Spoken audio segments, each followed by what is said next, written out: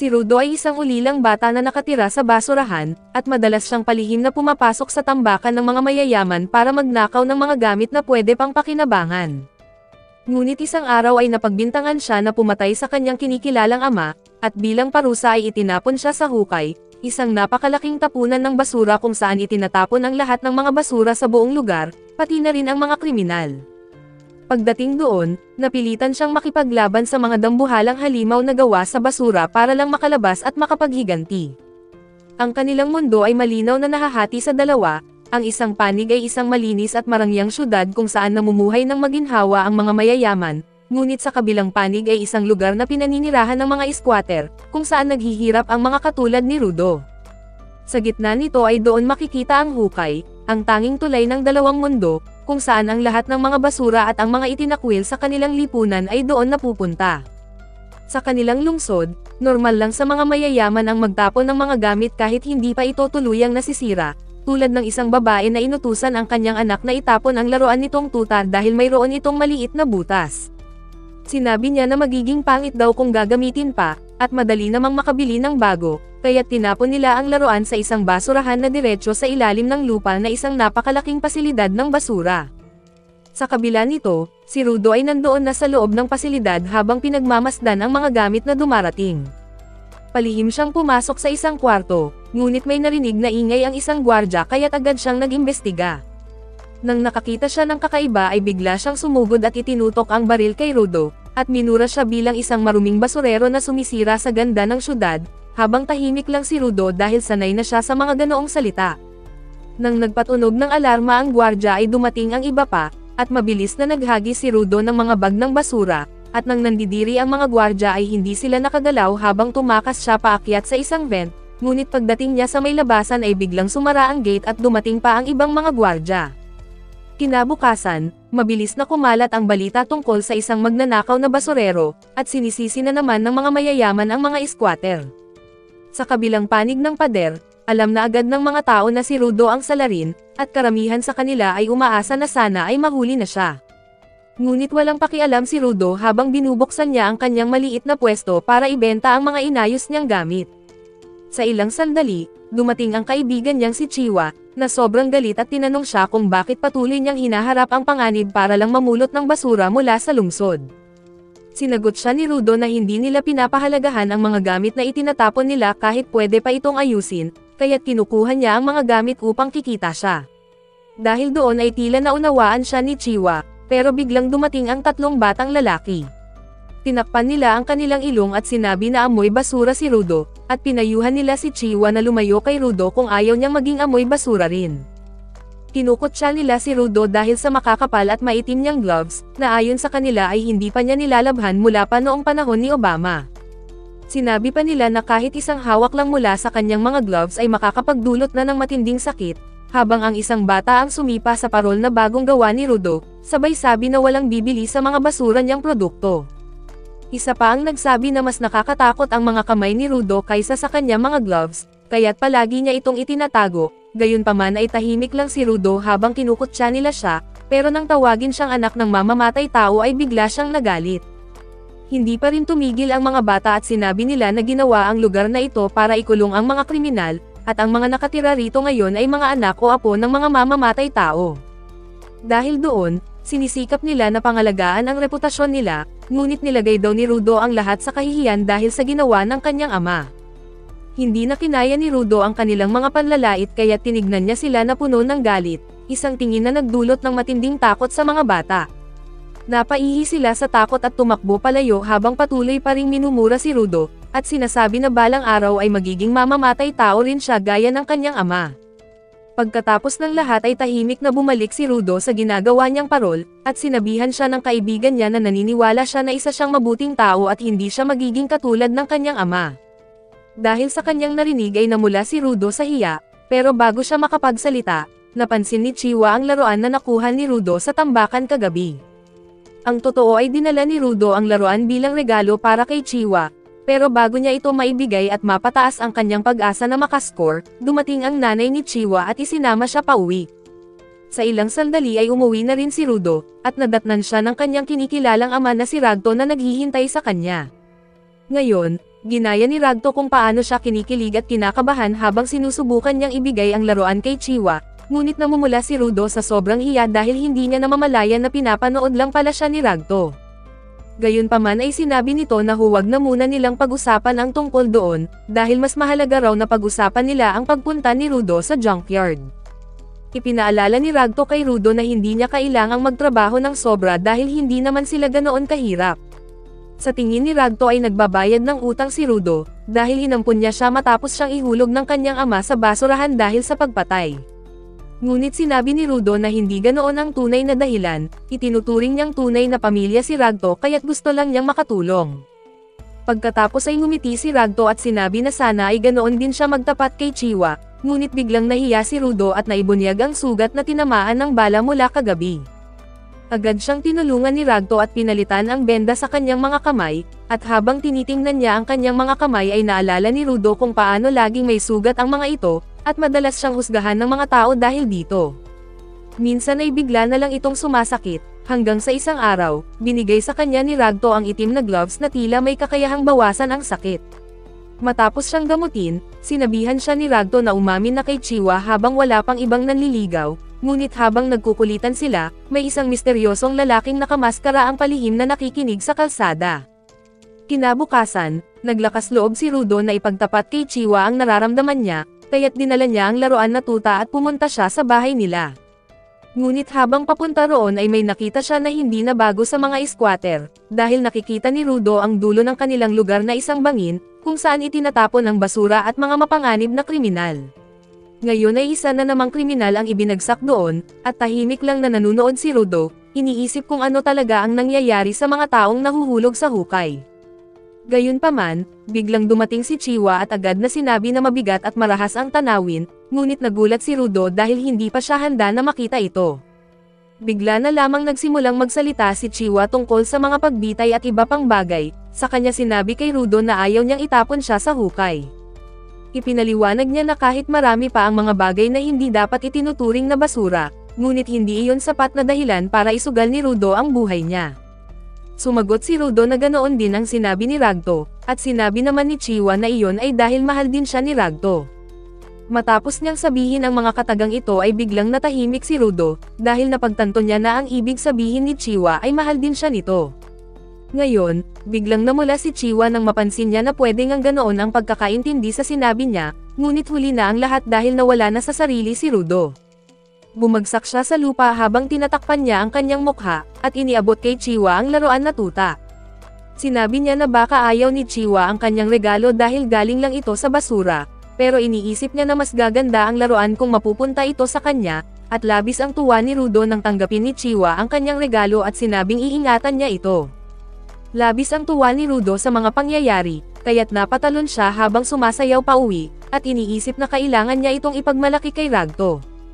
Habang nasa daan, nabangga siya ng ilang gwardya na hindi man lang siya pinapansin, ngunit nagtataka si Rudo kung bakit naroon ang mga ito sa lugar ng mga squatter. Pagdating niya sa kanilang bahay, mabilis niyang binuksan ang kanilang pinto upang ikwento kay Ragto ang nangyari, ngunit nanlaki ang mga mata niya nang makita itong nakahandusay, at may isang nakamaskarang lalaki ang nakapatong sa kanya. Lumingon ang lalaki at tumingin kay Rudo, bago niya ibinaon ng mas malalim ang kutsilyo sa katawan ni Ragto, ngunit nagdilim ang paningin ni Rudo at nang sumugod siya ay sinalubong siya ng matinding hampas na nagpawala sa kanyang alaala. Pagmulat niya sa kanyang mga mata ay tapos na ang lahat, at nakita niya na kinuha ng nakamaskara ang isang aklat mula sa sahig at lumabas, at tumingin pa ito sa kanya bago tuluyang umalis. Nang sinubukan siyang sundan ni Rudo ay narinig niya ang tinig ni Ragto at mahina na ang hininga nito ngunit buhay pa. Sa kanyang huling sandali, sinabi niya na kailangang tumakas ni Rudo at baguhin ang mundong ito, ngunit niyakap siya ni Rudo at sinabi na kukuha siya ng tulong, pero paulit-ulit lang na sinasabi ni Ragto na tumakas na siya. Gayunpaman, hindi pa rin makapaniwala si Rudo sa mga nangyayari, ngunit biglang dumating ang mga sundalo at hinuli nila siya at itinuring na mamamatay tao. Pilit na ipinaliwanag ni Rudo na hindi siya ang pumatay at nandyan lang ang tunay na salarin, ngunit hindi siya pinaniwalaan at sinapak siya ng gwardya hanggang sa mawalan siya ng malay. Maya-maya, isinakay na si Rudo papunta sa hukay upang pagbayaran ang kanyang kasalanan. Naroon ang lahat ng tao sa squatter upang mapanood ang pagbagsak niya sa hukay, at maging ang mga tao na galing sa syudad ay dumalo. Sa ilang sandali, sinabi ng mahistrado kay Rudo na ang pagpatay ay isa sa pinakamalaking krimen, at kahit isang hamak na taga-squatter lang ang kanyang pinaslang ay hindi pa rin mababawasan ang kanyang kasalanan. Pagkatapos ay idineklara ng mahistrado na si Rudo ay papatayin sa pamamagitan ng pagtapon sa kanya sa bangin, at nagsigawan sa tuwa ang mga tao. Hindi makapaniwala si Rudo sa sinapit niya, at ang tanging hiling niya ay sana may kahit isang tao na maniwala na hindi siya mamamatay tao. Pinagmamasdan niya ang mga tao hanggang sa matuon ang kanyang mga mata kay Chiwa, at pasigaw niyang sinabi na hindi niya pinatay si Ragto at pinakiusapan siya na hanapin ang tunay na salarin. Sa hindi inaasahan ay malungkot siyang sinagot ni Chiwa, na minsan niya siyang pinagkatiwalaan ngunit hindi pala siya karapat-dapat. Idinagdag pa niya na anak lang siya ng isang mamamatay tao, saka ibinagsak ang laruan na ibinigay niya at tinalikuran si Rudo. Dahil doon ay mas matindi ang sakit na nararamdaman niya sa pagtataksil ni Chiwa kaysa sa mismong hatol, at dahil sa galit ay sinumpa ni Rudo ang mga tao, tinawag silang tunay na basura at laman na walang isip o sariling kalooban. Ipinangako niya na isasama silang lahat sa impyerno, ngunit bigla niyang napansin ang tunay na pumatay na naroon mismo sa gitna ng karamihan. Ngunit bago pa niya masabi ay tinulak na siya pababa sa hukay, at matagal siyang nahulog hanggang sa mawalan siya ng malay. Nang magkamalay na siya ay laking gulat niya na buhay pa siya, napalibutan siya ng mga tambak ng basura sa ilalim, ngunit agad itong napalitan ng pagkahilo sa nakasusulasok na amoy. Pagtingin niya sa paligid ay nasaksihan niya ang isang dagat ng mga basura, kasama ang mga bagay na hindi niya nakikilala, at lalong tumigil ang kanyang paghinga nang matabunan siya ng isang higanteng anino. Paglingon niya ay nanlaki ang kanyang mga mata sa isang dambuhalang halimaw na gawa sa basura, at saglit siyang natigilan, naalala niya kung paanong walang sino man ang nag-alala kung ano ang nangyayari sa mga basurang itinatapon sa bangin. Ngayong alam na niya na naroon ang kasagutan, biglang sumigaw ang halimaw at nagsilabasan pa ang iba mula sa tambak ng mga dumi. Tumakbo si Rudo ng mabilis habang sinusubukang umilag, ngunit nadapa siya at tumama sa isang bungo ng tao, at doon niya napagtanto ang nakatakdang kapalaran. Dahil sa kanyang galit ay minura niya ang mga nagtapon sa kanya sa impyernong ito, ngunit biglang gumuho ang tinutungtungan niyang basura, at bumagsak siya sa mas mababang bahagi at nakalayo sa mga halimaw. Ngunit may mas nakakatakot siyang nadiskubre dahil lason ang mismong hangin sa lugar na ito, at kung matagal niya itong malalanghap ay dudurugin nito ang kanyang mga baga. Tinakpan niya ng guwantes ang kanyang bibig at ilong at umaasa na makahanap ng ligtas na lugar, ngunit isang nakakakilabot na tanong ang sumagi sa kanyang isip, na baka nga sa impyernong ito ay walang ligtas na lugar at tanging takot at mga halimaw ang naghihintay sa bawat sulok. Nawawalan na siya ng pag-asa at bigla na lang nagsuka ng dugo, ngunit ang tunog nito ay agad na nakatawag pansin sa mga halimaw, na muli na namang lumapit sa kanya. Bumagsak si Rudo sa lupa at hindi na makagalaw, na halos tanggapin na ang kanyang kapalaran, hanggang sa bigla na lang sumulpot sa kanyang alaala ang naghihingalong katawan ni Ragto. Isang kakaibang lakas ang biglang dumaloy sa kanyang mga kamay, bagamat hindi niya ito napapansin, ang tanging naramdaman niya ay ang pagbabago ng kanyang paningin, nakakita siya ng mga liwanag na nagmumula sa mga tumpok ng basura at sa bakal na tubo sa kanyang harapan. Dahil doon ay gumapang siya papalapit dito, at puno ng determinasyon na mabuhay dahil mayroon pa siyang dahilan para lumaban. Pagdampot niya sa tubo, tumindig siya at buong lakas na idineklara na babalik siya sa ibabaw at maghihiganti sa mga nagtapon sa kanya roon, at higit sa lahat ay ang mahanap ang kriminal na pumatay sa kanyang ama. Sumiklab ang matinding galit sa kanyang katawan, habang palihim namang papalapit ang mga halimaw at umatake, ngunit walang kahirap-hirap na pinalipad ni Rudo gamit ang tubo nang hindi man lang tumingin sa kanila. Sa lakas ng kanyang paghampas, tumilapon ang halimaw at tumama sa payong ng isa pang nakatira sa hukay, na nagulat na may dumating palang isang tao na kayang lumaban sa mga halimaw. Sa kabila nito, unti-unti nang nawawala sa katinoan si Rudo at tuluyan nang nababaliw sa pakikipaglaban, dahil wala na siyang pakialam sa nakalalasong hangin at ang dugong dumaloy mula sa kanyang ilong. Patuloy siyang tumilapon at sumasalpok sa malalaking bato, na kahit anong lakas ng pagkakabangga ay parang walang epekto sa kanya. Nang wasakin ng isang halimaw ang batong kinalalagyan niya ay natabunan siya ng mga guho, ngunit nakalabas pa rin siya na dala ang isang bakal na poste. Winasiwas niya ito ng buong lakas at napuruhan ang halimaw, ngunit biglang lumabas mula sa ilalim ng lupa ang isa pang halimaw na nagtatangkang kainin siya. Sa kabutihang palad ay tumalon siya palayo sa mga pangil nito, ngunit doon na tumama ang epekto ng lasong hangin, at nang muli siyang nagsuka ng dugo ay sinamantala ito ng mga halimaw para lapitan siya. Sa hindi inaasahan ay muling nagising ang mahiwagang kapangyarihan sa loob ng kanyang katawan, nagbigay ng lakas at kabaliwan upang manatili siyang nakatayo kahit dalawang halimaw ang sabay na umatake. Mula sa banggaan, lumabas si Rudo ng ligtas at ginamit niya ang isang bakal upang hiwain ang bungo ng unang halimaw, at pagkatapos ay hinati ang pangalawa hanggang sa sumabog ito. Nang magkaroon siya ng pagkakataon na makapagpahinga ng ilang sandali, agad na lumapit ang isa pang dambuhalang halimaw, at nang nakita ito ni Rudo ay agad niyang naisipang tumakas para makabawi ng lakas. Subalit iniyapak ng napakalaking halimaw ang buong bigat nito sa lupa, naglabas ng pagyanig na nagpabagsak kay Rudo. Nang binuksan niya ang kanyang mga mata, laking gulat niya nang makita ang isang lalaking nakasuot ng nakakatakot na maskara na nakatayo sa ibabaw niya. Sa mga oras na ito ay naguguluhan si Rudo, at nagtanong kung sino ang lalaking ito at saan ito nanggaling, ngunit bigla siyang binuhat nito at sinipa papalayo. Nang nagsimula siyang umubo ng dugo at naghandang lumaban, agad siya nitong nilagyan ng gas mask upang muling makalanghap ng malinis na hangin, ngunit lubos nang naguguluhan si Rudo at tinanong ang lalaki kung siya ba ay isang lokal. Nais niyang malaman ang tungkol sa lugar na ito at sa mga halimaw, ngunit ang tanging sagot ng lalaki ay sinabihan lang siyang tumahimik. Ngunit dahil matigas ang ulo ni Rudo ay patuloy pa rin siya sa kanyang mga tanong at malakas pa ang kanyang boses, at muling bumulong sa kanya ang lalaki at sinabihan siyang tumahimik, ngunit sinagot siya ni Rudo at inutusan niya ito na sabihin ng mas malinaw.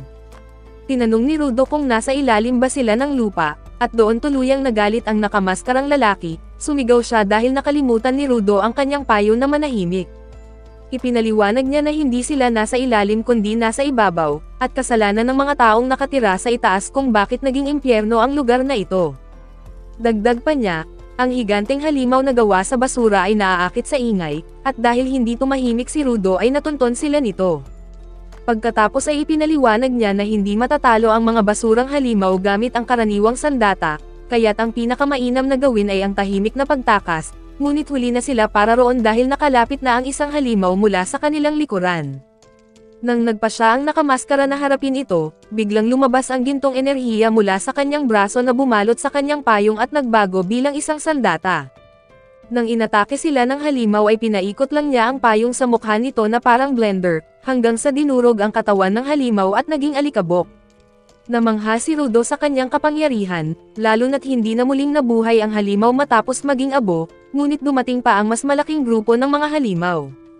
Gayunpaman ay buo ang tiwala ng nakamaskara at agad na sumugod, dinurog niya ang mga halimaw gamit ang kanyang payong, bago tumalon at ginamit ito na parang parasyon. Ngayon ay naisip ni Rudo kung teknolohiya ba ito ng mga tao sa hukay o kakaiba lang ang lalaking ito, at humarap ang nakamaskara sa natitirang higanteng halimaw. Nang bumuga ito ng asido ay sinalo niya ito at pinasabog sa malayo gamit ang kanyang payong, pagkatapos ay tumalon siya sa ulo ng halimaw, nag-ipon ng mas maraming enerhiya at pinalakas pa ang kapangyarihan ng kanyang sandata. Pagbagsak niya ay hinati niya ito at hindi lang ang halimaw kundi pati ang lupa, at sa ilang sandali ay bumalik siya kay Rudo na nagtanong kung sino nga ba talaga siya. Inalis ng lalaki ang maskara at ipinakilala ang sarili bilang si Ilgen, isang simpleng tagalinis, ngunit agad siyang nagsisi dahil sa masamang hangin at isinumpa si Rudo sa pagpapatanggal ng kanyang maskara. Bigla namang nawala ng malay si Rudo, at sa kanyang panaginip ay bumalik siya sa alaala noong kabataan niya. Umuwi siyang sugatan matapos siyang itulak sa imburnal ng ibang bata, dahil sinabi niya na may buhay ang mga bagay, ngunit hindi siya nila pinaniniwalaan. Tinanong siya ni Ragto kung lumaban siya at sumagot si Rudo ng hindi, ngunit nagtanong siya kung totoo nga ba ang sinabi nito noon, na kapag inalagaan ng tao ang isang bagay ay magkakaroon ito ng kaluluwa. Habang pinunasan siya ni Ragto, ipinaliwanag nito na alamat lamang iyon upang turuan ang mga tao na pahalagahan ang pag-aari. Gayunpaman, nang personal niyang pinaniniwalaan na ang lahat ng bagay ay may kaluluwa, mas lalo tuloy nagtataka si Rudo at tinanong kung may kaluluwa rin ba ang mga gamit sa kanilang bahay, lalo na ang kanyang mga gwantes. Masaya siyang sinagot ni Ragto na kung iingatan niya ang mga bagay na ito ay darating ang araw na magkakaroon din iyon ng kaluluwa. Biglang nagising si Rudo mula sa kanyang panaginip at napagtanto niya na nakagapos siya at hinila ni Ilgen. Galit na galit siyang sumisigaw, pinagmumura si Ilgen at sinubukang mapalaya ang kanyang sarili, ngunit mariing sagot ni Ilgen na dinadala lang daw niya si Rudo sa isang ligtas na lugar. Ngunit hindi iyon ang iniintindi ni Rudo, ang tanging nasa isip niya ay makabalik sa sphere para makapaghiganti. Ngayon ay biglang natigilan si Ilgen at ipinaliwanag na imposible na siyang makabalik, dahil ang sphere ay nasa himpapawid, laging gumagalaw, at walang sinumang nakakaakyat kapag nahulog na. Gayunman ay ipinagpatuloy ni Ilgen ang paghila sa kanya, at pilit na ipinapaliwanag na tanggapin na lang ni Rudo ang bago niyang kalagayan, ngunit hindi siya sumuko at buong tapang niyang idineklara na babalik siya sa itaas anuman ang mangyari. Pagkatapos ay tinawag pa niya na sinungaling si Ilgen dahil alam niya ang daan pero itinatago ito, kaya't tinakot niya na patuloy siyang gagawa ng ingay, hanggang sa dumating ang mga halimaw. Dahil dito ay naiinis si Ilgen at lalo pang marahas na kinaladkad si Rudo hanggang marating nila ang isang malinis na lugar sa gilid ng lambak, isang lugar na kakaiba sa paligid. Doon siya iniwan ni Ilgen na may pangungot siya na mag-e-enjoy siya bago tuluyang naglaho, habang sumisigaw si Rudo na pakawalan siya, ngunit nawala na si Ilgen na walang iniwan na salita. Maya-maya ay dumating ang ilang truck at bumaba ang mga lalaking nakamaskara, dahan-dahan nila siyang pinapalibutan at pinagmamasdan ang kakaibang kasuotan niya.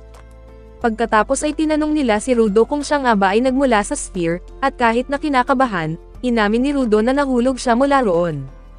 Agad na nag-alis ng mask ang mga lalaki, tuwang-tuwa na makakita ng ligtas na taga-sphere, dahil noon ay patay na bangkay lang ang natatagpuan nila. Nilapitan siya ng may matinding kuryosidad, at habang inaalis ang kanyang mga tanikala ay naisip ni Rudo na mas mabait pa sila kaysa kay Ilgen. Ngunit ang hindi niya alam ay isa pala iyong patibong, at hindi nagtagal ay nakagapos na siya ng mahigpit sa loob ng truck. Narinig niya ang usapan ng mga lalaki sa labas, swerte raw sila dahil ang isang spirit ay maibebenta ng napakamahal, dahil ang bawat kasuotan at parte ng katawan nito ay pinagkakaguluhan ng mga tao. Ipinaliwanag ng kanilang pinuno na sobrang galit ang mga nasa ibabaw ng mundo sa mga spirit, dahil ang sphere daw ang nagtapon ng lahat ng basura sa ibaba, hanggang lasunin nito ang lupa at hangin at lumikha ng mga halimaw. Maraming tao ang namamatay at nawalan ng tahanan, kaya't ang galit nila ay sobrang-sobra, at kapag may nahuli silang isang spirit ay walang awa nila itong pahihirapan. Bilang malupit na pagsalubong ay pinakain nila si Rudo ng bulok na karne at panis na pagkain habang tinutokso siya ng pinuno. Sinabi na ang mga taga-sphere ay hindi man lang humahawak ng basura, at sinubukan nila siyang pakainin kung kaya niya itong tiisin. Habang pilit na isinusubo ng lalaki ang karne sa bibig ni Rudo, nagawa niyang magkamali ng malaki dahil bigla siyang kinagat ni Rudo at bumaon ang mga ngipin nito. Pinunit ni Rudo ang laman sa kanyang mga daliri, saka kinain kasama ng nabubulok na pagkain na pinakain sa kanya. Pagkatapos ay agad niyang kinain ang natitirang pagkain at sinabi na hindi iyon basura, dahil maaari pa rin itong kainin, at nanginginig sa takot ang mga lalaki dahil wala pa silang nakitang halimaw na katulad ni Rudo, ngunit hindi nila alam na iyon pa lang ang simula. Galit si Rudo sa mga tao na tinatawag na basura ang mga bagay, na para bang wala na itong silbi, ngunit hindi na niya hahayaan na maliitin lang ng mga tao ang mga ito. Biglang muling nagising ang kanyang kapangyarihan at naputol ang kanyang mga tanikala, tumalon siya palabas at ibinuhos ang enerhiya sa lupa, dahilan para lumutang ang mga bagay sa paligid. Mula sa malayo, pinagmamasdan siya ni Ilgen at natutuwa ito nang makita na si Rudo ay isang giver, isang tao na kayang bigyang buhay ang mga bagay at ilabas ang kanilang kapangyarihan kagaya niya. Naalala ni Rudo ang mga sinabi ni Ragto, na kapag marunong kang mag-alaga ng mga bagay, nabubuhay ito at nagbabalik din ng malasakit sa tao. Tinanggal niya ang kanyang maskara at kinuha ang tanikala na ginamit para itali siya, at binuhusan niya ito ng buhay at naging sandata. Nang sumugod ang mga lalaki, isang hampas lang ng kanyang tanikala sa lupa ang nagpaatras sa kanila, kaya't pinag-utos ng kanilang pinuno na sirain ang kanyang sandata, dahil walang silbi ang isang giver kapag wala ang kanyang mga gamit.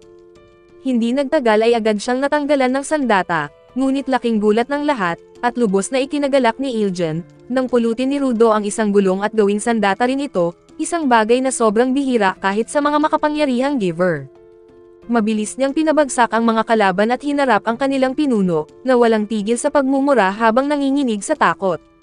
Bago pa man niya ito mapuruhan ay biglang dumating si Ilgen at pinigilan siya, na para siyang natauhan, at naglaho ang kanyang kapangyarihan at naging abo ang gulong na hinawakan niya. Pagkatapos ay dumugo ang kanyang ilong habang iniisip kung ano ang kanyang mga nagawa, at ipinaliwanag ni Ilgen na ang sobrang paggamit ng kapangyarihan ay nakakapagod sa katawan. Humingi siya ng tawad dahil sa ginawa niyang pagsusulit kay Rudo, at nangako na ipapaliwanag niya ang lahat tungkol sa mundong ito at sa kanyang kakayahan, kapalit ng pagpasok ni Rudo sa grupo ng cleaners para lumaban sa mga halimaw.